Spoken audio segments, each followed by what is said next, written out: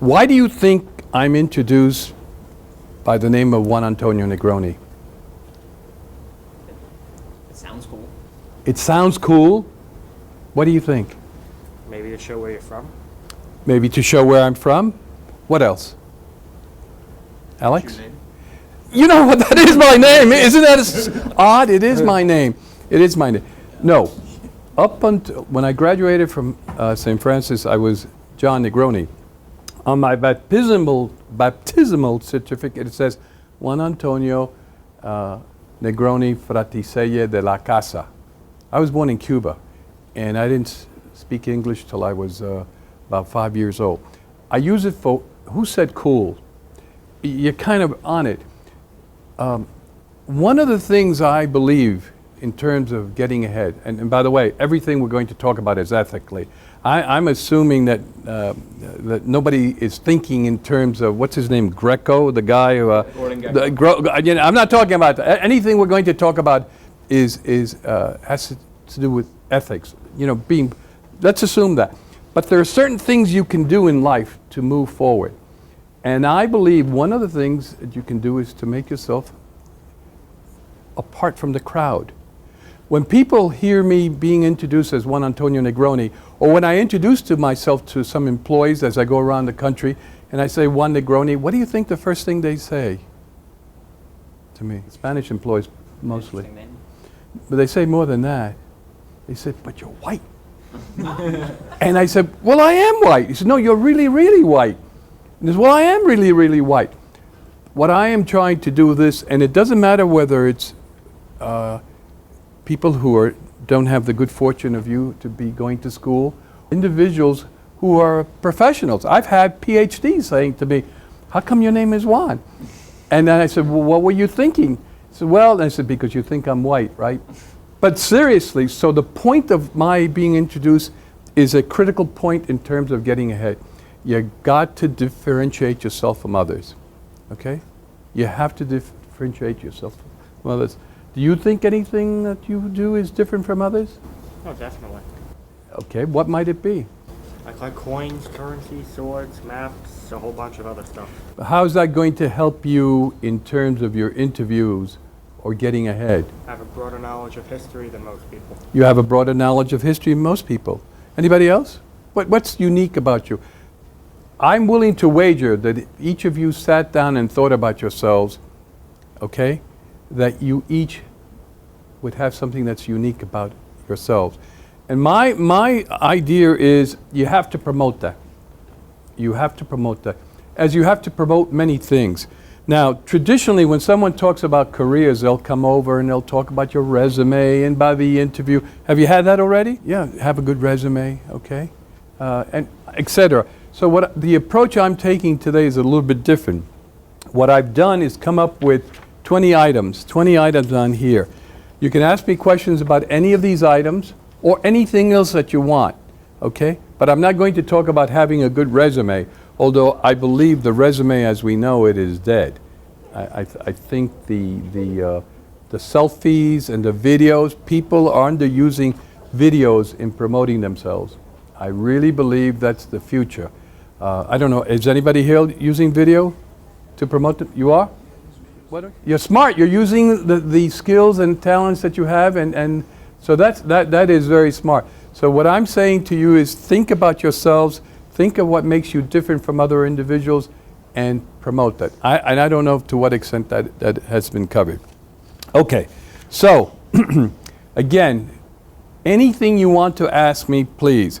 Now, as you look on here, let me look at the first one, and then after that you can pick. What do you think about I mean by creating occasions of opportunities?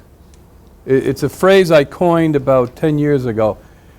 And I know it's impacted people because my son-in-law can still refer to it. He'll say, oh yeah, creating occasions of opportunities. What do you think I mean by that? Maybe like using the resources that are around you and you already possess? Okay, great. Interesting. If you're ever presenting to a group, that's another technique to use. I wrote down all your names. And no, but seriously, you go into a classroom and you want to connect with the individual, that is a quick way. I have everybody's name. Wait a minute, I know your name over there. That's Paulette, of course. Yes, Ashley, you're absolutely right. Here's what I think, and it's closely to what you're saying. I think what happens, people don't take the extra step, okay? They live a pattern of life, and they don't get outside of their comfort zone. I'm a believer in that you should join as many things as you can, okay? Get involved in as many activities, and sometimes they may not relate to you, okay? They may not relate to what you believe. I have an individual that I know, Alan Weiss. He's a very well-known consultant. He makes millions of dollars a year. I don't make millions of dollars a year. And here's what he says. I belong to this group, and I paid $100 a year for 10 years. Okay? I got one assignment from them. What do you think that assignment paid him? $100,000. So what I'm saying to you, as you are going forward, think of the different avenues that you can get yourself involved in. All right? Obviously, not to the extent that you can't do anything, but if you get involved in as many possibilities as possible, it's incredible what happens. It multiplies. My background primarily now is in labor relations. I do coaching, I do focus groups, and I do more work in Spanish than I do in English. I left a position because I wanted to go on my own. I ended up doing volunteer work for the I Have a Dream Foundation. Through them, that led me to someone else, and that led me to connect with the people that I'm mostly associated with in the work that I do. Would never have happened if I had not been involved in that I Have a Dream Foundation. Now, I'm not saying that you should go to the extent of being doing it only for your own good. I was really interested in helping the minority kids because I am a minority. But it led me to other things. So, and what I'm saying to you in terms of getting ahead as you go forward, and by the way, it's not that you're just doing it for you to get ahead. I'm sure you get pleasure out of what you do. I've gotten great pleasure in working with kids. I've gotten great pleasure in working at the soup kitchens. But at the same time, you're getting something back also. So I don't want it sound that I don't want it to sound as if we're so materialistic that that's the only reason you do it for. Because if that's the only reason you do it for, what will happen? Nothing good will come of it. Or people will know. People will know that you're doing it just for that purpose as opposed to because you really want to help. But if you help others, invariably help you. I believe, as I look back to my life, this whole issue of creating occasions of opportunity is one of the most significant things that I've done in my life. And I kind of stumbled into it. And so I would suggest to you, you all are graduating in June, or who's graduating in June? Anybody graduating in June? You're juniors? Mostly juniors? Freshmen, Kirsten. And you're here, very good. You're starting out early, eh? You're trying to... So that's a very strong point that I believe, creating occasions of opportunity. You won't see it in most resume books, but that's my perspective. Now, let's go through this. Anybody else? You look at the things that, by the way, I put some quotes on the back. You notice I put down quotes on the back, quotes for doing. I didn't put down quotes for success. What do you think I put down quotes for doing? Action leads to success. Absolutely. You want to come up here and help me, Edward? You're pretty good. No, it's you have to take action. You can't just say, well, I think I'm going to do this today, or I think I'm going to do this. How many times does that happen? You need to act. So what I did, I took some quotes, and I collect quotes. Paulette knows that I collect many quotes. And I took quotes, and they all have to do with actions. All right, so look at the back, and let me go to number 2, and then you guys, because what do you think I mean by the 80-20 proposition? Who is your closest friend? And that would be my friend from high school, Matthew. Okay, is he perfect? No, nobody's perfect. Are you perfect? Hell no. Okay. Is your husband perfect? It's on tape. What's his name? Craig, if you listen to this, you better be careful as to what your wife says. Is your husband perfect? No, but none of us are perfect. See, but what happens very often, we make judgments by other people in our relationships. In work, for instance, you go to work and you have a boss that's not all that great, and what happens often in relationships, and I think this applies to the business world, you have to look at the better part of an individual. Okay?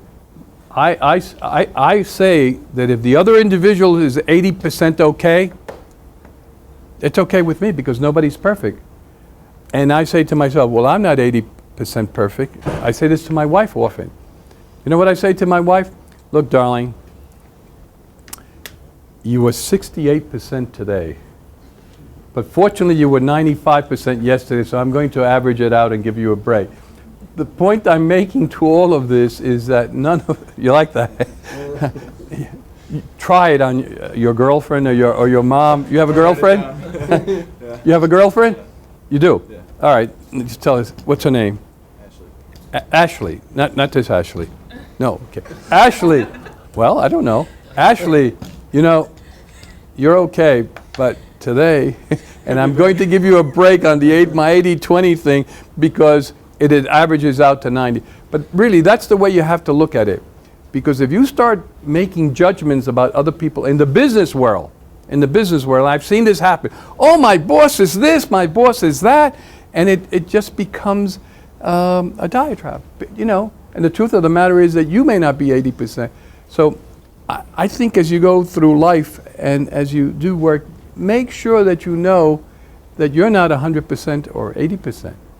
And accept the fact that 80% is okay. That's what I do for myself. The 80-20 rule, the 80-20 rule is very important.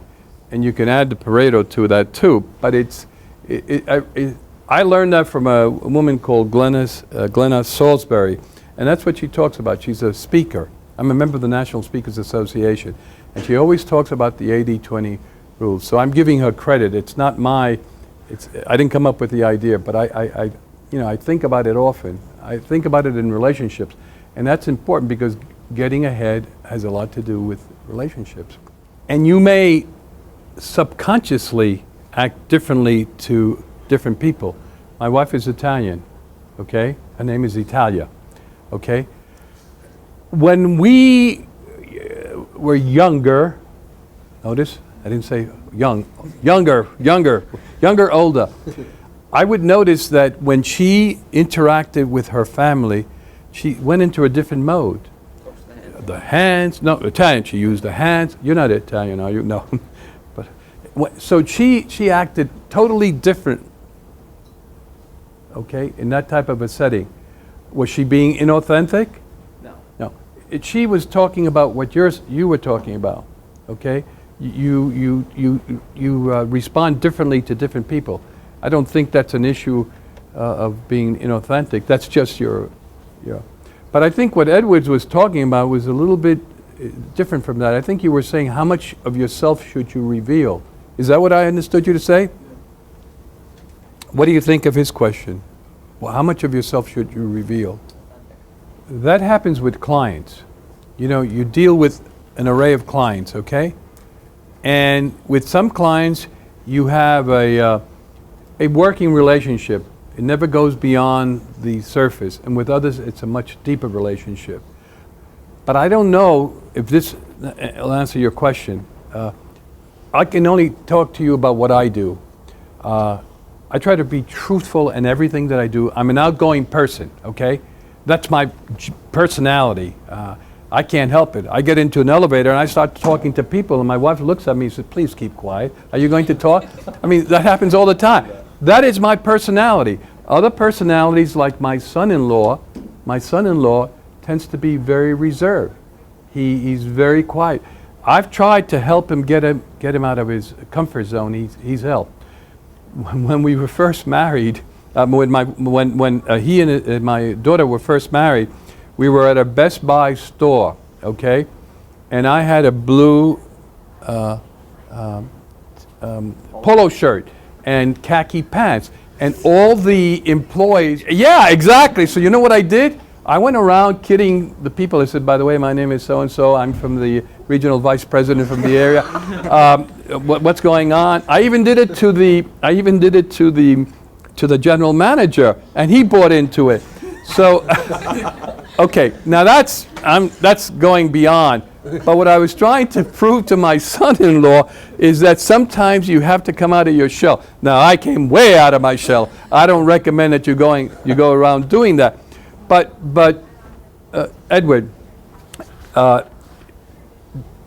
would not change your personality, because if you feel that you're reclusive, you couldn't strike a conversation. Well, maybe that's something you need to work on. I'm not suggesting you change your personality, because then you will come across as being a fake or unreal. But there are things you can do to help you come out of, that reclusiveness. It's not like the first time. Yeah. It's really hard to. Well, your conscious is. This is not a forum where I can, tell you specifically what to do. But I think if you work on it, get some help from some people, you can improve. Don't ever be something you're not. Okay? Don't ever be, because that comes across as unreal. That's the worst thing you can do. But let me just say this. Although you say I'm engaging, and some people have said that, I don't reveal a lot about myself. I tried to put the emphasis on the other individual. For instance, I have 5 grandchildren.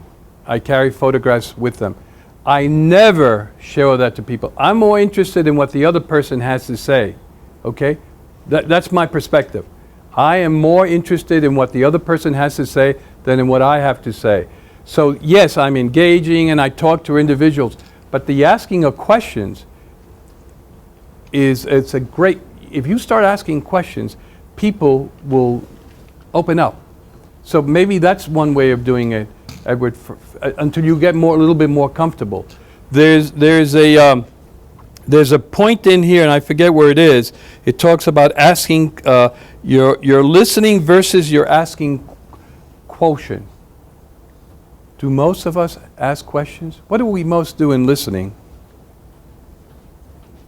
I tend to ask a lot of questions. You tend to ask a lot of questions. Do you? I observe. You observe. Let me ask you, all of you who have said this, is that how you really are, or is that how you think you might want to be? Because I've had that answer given to me by many people, and then I see them in action, totally different. The family situation. I come from a fairly large... There's no one in my family who I consider a true listener. I'm serious. The true listeners that I know are this individual who barely got out of high school. He's always asking questions. He's married to my wife's cousin, okay? Always asking questions. I know a lawyer who lives in Long Island, who was a friend of my mother-in-law. He always asks questions.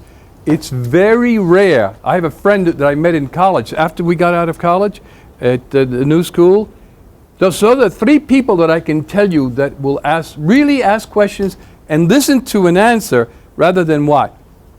Being ready to rebut it in your mind.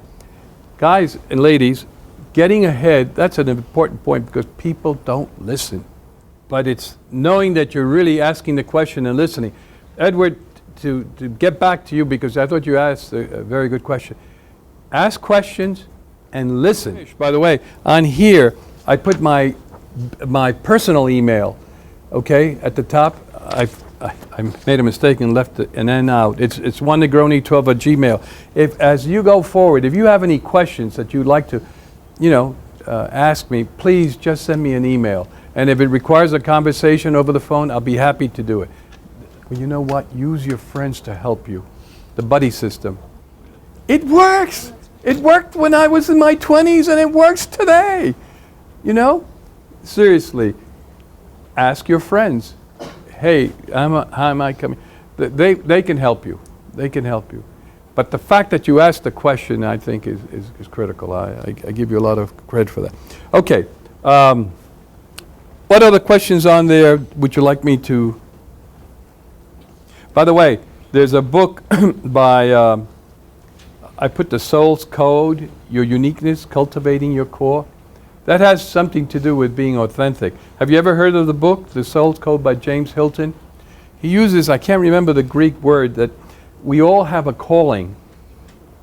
There's something about us, each of us, that makes us who we are. And when we try to be something else, things go wrong. So here I am, St. Francis College, okay? I wasn't a great student, by the way. I was an average student. Here we are in second year sophomore, and I took accounting, got an A in it. I didn't like it. Did not like it. So here we are in intermediate. Anybody an accountant here? You're in have you had intermediate accounting? I'm not liking intermediate accounting. Anyway, so I'm struggling with this, okay? And I go up to Professor Schwartz and I say, look, Professor Schwartz, I don't think accounting is for me. I was an accounting major. Guess what he says? You're right. My world might have come apart, but it did not. But what he did was reaffirm that that's not what I was good at. And that was the end. And I'm not a good accountant. My wife is outstanding. I'm not. But I knew that wasn't a path for me to follow. Okay? So sometimes you have to be careful of what you're following. Working on your shortcomings, not always a good idea. Do you have shortcomings or that you like to correct? Of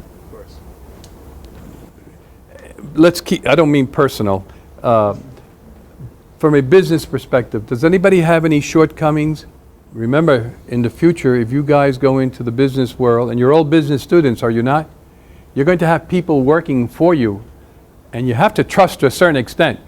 And if you don't trust someone and they don't do a good job, you give them a chance to correct them, okay? And if after that they don't correct, what do you do? Fire 'em. Well, I call it making them available to industry at large. I'd rather use that term rather than... I like that. You like that already? Making them available to industry at large, but you have to make a decision. But here's the point. Who's musically inclined here? Okay. Who's not musically inclined? Julia and Kirsten and James. You're not. I love music. I'm telling you, one of the two greatest classes that I took at St. Francis, one of them was by Nicholas Fiorenza, who was, I knew nothing. I grew up in Spanish Harlem, okay? I knew nothing about operas. I knew nothing. He showed me a whole different world, okay? Now, I thought I was going to be a pianist. Well, I stink. I should have known that from my high school days when the professor who taught music, hit me once with a stick. I was so bad. Let me tell you how bad I was. I wanted to be in the St. Patrick's Parade, and they let me march in the St. Patrick's Parade with a trumpet, but I didn't play. At one of the graduations at Hunter College for St. Francis, I was in the band. I didn't play. I was bad, but I love music. My daughters are so musically inclined. Here's the point. Should I have been spending my time on improving my ability to play an instrument? Was I wasting my time if I didn't have the skills? Time you enjoy isn't wasted. So if you enjoyed it, then I wouldn't say... No, I got some bare knuckles. Well, you're right. But as much as I enjoyed it, I decided that wasn't something that I was going to excel at. It's just like the accounting. Here's my point, folks, and I strongly believe in this, and you can agree with me or disagree with me. If you go into the business world and you're not good at something, you're not good at, let's say, accounting, all right? But you're good at something else. Hire someone to help you with the accounting. Hire Julia, Kirsten. Hire Kirsten, okay? No, I know you're Julia. She's Kirsten. Hire Kirsten, okay, to help you with it. I think I see too many people wasting time on a skill that they're not going to be good at ever. No. Well, wait a minute. If you're good at it, do you enjoy it? Yeah, it's a lot of fun. Then listen, if you do what you love, you'll never work a day in your life. You've heard that expression? I think it was Churchill who said that. Yeah. Was it Churchill? Am I right? I haven't heard that use that in a long time. If you love something, I love what I do. I'm a labor relations consultant. I go throughout the country. I try to determine what people are thinking, speak to them, offer advice to companies as to what they can do to make their employees more productive, engaged. I love that. I mean, they don't have to pay me for that. Now, if you put me into an accounting office or you put me into math, I'd be a waste. It would drive me insane. So, if anybody here loves to do something and you're good at it, you should explore it. You should explore it. I wouldn't discount it. I can't tell you whether the market is right for that or not. The reason why I asked that question, writing is my passion. I've written many, in fact, I've written a few things that I've sent to Paulette. What's the point I wanted to make? But writing is my passion, and I pursue it. I write children's books. I've written 6 children's books. A guy who's in labor relations, I just like to do that. And I think about it, but I love it because I just love it. So I have 6 books. One is out. I'm hoping that it gets a good response from the publisher. And I work sometimes at my desk when I'm not busy, and it's just pleasure. So don't discount that, Edward, in terms of considering that. If you're good at it and you get pleasure out of it, the thing you have to decide is if there's a market for it, okay? Because if you're thinking in terms of it from a business perspective and there's no market for it, then it becomes an avocation. And that's okay, but as long as you know that. Yeah, you have a vocation, the thing that you do usually, typically for your business. An avocation is like a hobby, okay? It's like a hobby. Well, when you walk off the plank, I think the fish might get you. That may be too much. And I can't determine that for you or not. I mean, that's something you have to determine. But, you know, if you walk off the plank and there are sharks there, that's not a good bet. That's not a good risk. Someone once said, the greatest risk in the world is not taking a risk. Okay? I really believe that. Sometimes we are so insulated and we're just afraid of taking action, risk. You have to take risks. But you have to weigh one thing. You were shaking your head. You agree with that, Kirsten? Yeah, you have to be careful. You just have to be careful. I'm not sure that, I think my perspective is a little bit different from yours in terms of young. Yes, I agree with you. When you're young, your chances of taking a risk, the consequences are less. I would say once you get married, for instance, one of the things I wanted all in my life was go on my own. And it wasn't until essentially my kids were through college that I seriously began thinking about, and my wife was very much opposed to it. She says, you're going to do what? You're going to quit your job? You're not going to go back and get another job? And I just felt so strongly about it that it worked out. I did take a risk. I had a very supporting spouse. So you do have to take some risks in life. You certainly do. Sometimes you have to take some medical risks. I've had a quadruple bypass and 4 heart attacks. Yeah, and I still travel all over the country and the world. On the 4th one, the doctor said to me, look, you can't continue having these things. We're going to have to take a chance. And we think it will work, but it may not work. Guess what I did? Took the chance? I took the chance. I put my trust in my cardiologist and in the medical system. And so far it's proven to work well for me. So that's almost, I was at the plank and I didn't know what to do, but I felt that I like to live. I like to be around for a while. The Carpino doctrine. Carpino doctrine. Should you always tell the truth? No. What do you mean? Depends on the situation that you're in. Should you lie? No, I'm a firm believer in half-truths, so. White lies. White lies? Is being truthful the same thing as telling the truth? No. Okay. Yes. Okay. Let me tell you what the Carpino, do you remember, there was a professor here by the name of Carpino. He's the other person. Fiorenzo and Carpino were the two individuals who had really dramatic impact on my life. Here it is 50 years later, and I think about them. I think about it. Professor Carpino said this: truth that hurts isn't necessarily good truth. Okay? It doesn't mean you go lying, but you may have a family member or a situation where if my mother-in-law,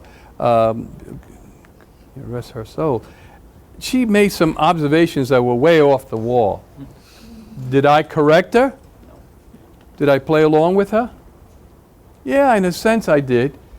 In a sense I did, and I think it made for a much healthier relationship. So I'm always, I really abide by the Carpino doctrine, is be careful about truth that hurts and doesn't achieve anything. Because if all you're doing is trying to get an individual, show them how much more you know, what have you accomplished? Nothing. So that's what I mean. I'm not suggesting that you lie in any way, because in the business world, if you guys go out there, you got to be honest. If you make a mistake, you go up to it. That's important. Whatever it is, say it. I made a mistake. I didn't know. Don't go saying, well, don't go saying it was Bob's fault, or Mary's fault, or Ashley's fault, or Kirsten's fault, or Steve's fault. And you should see how that happens in business. So that's what I mean about the Carpino doctrine. No, what I mean is, don't spouse a truth that may hurt another person and doesn't accomplish anything. It doesn't accomplish anything other than hurt that person. And Carpino used to talk about that all the time. And to this day, I abide by that. Be a first-class noticer. There's a book, and I can't remember the name of the author's book, and he talks about first-class notices. There's another book, a business book that was written, and I can't remember the name of it, okay? I was looking for it last night, but the guy says that one of the key things in the business world is to be a first-class noticer. See things beyond what other people see. And that only takes practice. It isn't something that's going to come to you. I didn't develop that early in life. I mean, it's something that I've worked at, to the point today where I'll kid around, and I'm not trying to, praise myself here. It's just the way I am. Person's eyelids are out of place, or they make a movement. It is something that I may notice. I think it takes time, and you have to work at it. As you get into different situations, again, in the business world, very important. I guess it's important in any type of walk of life. But look at what's happening. Ask yourself, is this all there is to it? Is there more to it? Don't just accept what you see on the basis of what is obvious to the eye. That's what I mean of being a first-class noticer. All the things that I've put down here, I believe, are very important in terms of, some may be more important than others, but will be helpful to you as you go forward. Okay, does that answer your question? Once upon a time. What is once upon a time? Begins every fairy tale. Begins every fairy tale. Okay, what did you say? Tale? Fairy tale. Storytelling. My sense is, as you go out to look for jobs, is that storytelling is becoming more and more important. Look it up on the internet. You will see that even in some management training programs, they're teaching people how to tell stories. All right? You go out for a job interview. All right? What's typically a question that is asked of you? Why do you want this job? Pardon me? Why do you want this job? Why do you want this job? Okay? By the way, don't ever say, I'm a great person. I'm looking for just as the exact job that I'm looking for. I think it will fulfill me. Most employees don't care how you feel about a given job. It's what you can do for them. Okay? Well, let me tell you why I'm interested in this job. Back at St. Francis College, I did a number of things and then relate the story. And I think that experience and how I tackle that issue and the results I got can be applicable to your job. You're telling a story. Obviously, as you get older, you'll have more stories. But I think the issue of storytelling in interviews is very important. It's an art. As opposed to coming in with, all these statistics and just handing out the statistics. Look it up online. There are a number of books that have been written about storytelling in business. I think particularly at the beginning it's very important. Who asked that question? Did you? Yeah. Yeah. So that's what I mean about once upon a time. Okay? I tell you, this was not going to be a traditional interaction where I come in, make sure your resume is clean. Make sure there aren't any misspelled words. I'm assuming that already. Okay. One more questions? Is that it? One more? Yeah, one more. Or anything else that's not even on the page that you'd like to discuss? When I was younger, I would hear stuff. I've written about this also. I would hear stuff that would raise my skin. People prejudice. It's gotten much better. I think you should take advantage of everything that you have going for you, okay? When I started in 2000 in using my name, Juan Antonio, instead of John, which is what I had been used, a guy by the name of Robert said to me, yeah, go ahead, and I'll call myself Roberto. And he wasn't Spanish. And I said, listen, I am Spanish. So what I was doing was using all the, he said, Roberto. I don't remember what nationality he was. I don't even remember his last name, but I remember him saying, yeah, you call yourself Juan, and I'm going to call him. He said, but Robert, it's here in my baptismal certificate. I'm not lying. So, my opinion, dominicano, no me diga. Yo no sabía que tú eras dominicano. ¿Dónde puedo comer una comida hispana por aquí? You like that? Sorry, you know what I said. Yeah. Do you know the answer to that? Yeah. Oh, you'll tell me afterwards. No, my opinion. This is an opinion on my part. Are there going to be people out there who are prejudiced? You don't know what's in people's hearts, do you? But I'm willing to take the risk. I think today's world has changed, and I see it. I see the change. I can speak to it because of that. You don't know how many times when I was younger, people said things to me that just turned my skin upside down. Prejudice things, whether it was about African Americans or the Spanish people, the jokes. Or sometimes I just kept quiet. It wouldn't happen to them. Quick story. I had a situation. I was doing work for a supermarket company, and I always ask many questions. So an assistant manager had just finished his training program, and I said, I said, where did you work before? He says, oh, well, I worked for Trader Joe's. I said, really? Now, the company I was working was at the low end. They catered to the underserved market, mostly Spanish, African Americans, people who are not at a higher level of income. So I say to the guy, what's the difference between working here and Trader Joe's? You know what he said to me? He said to me, well, they didn't have any blacks or Spanish people there. Not the right answer to give me. I reported him to the business, to the management. They brought him in, and they say, hey, do you really want to work here? He said, no, and he resigned. But I like to think that's the exception. I'd rather take the risk, and again, I'm talking about myself personally. I'd rather take the risk. I want to think about it positively. All right, well, listen, thank you very much. This has been very enjoyable. I really appreciate it. There are a number of things here we didn't go through.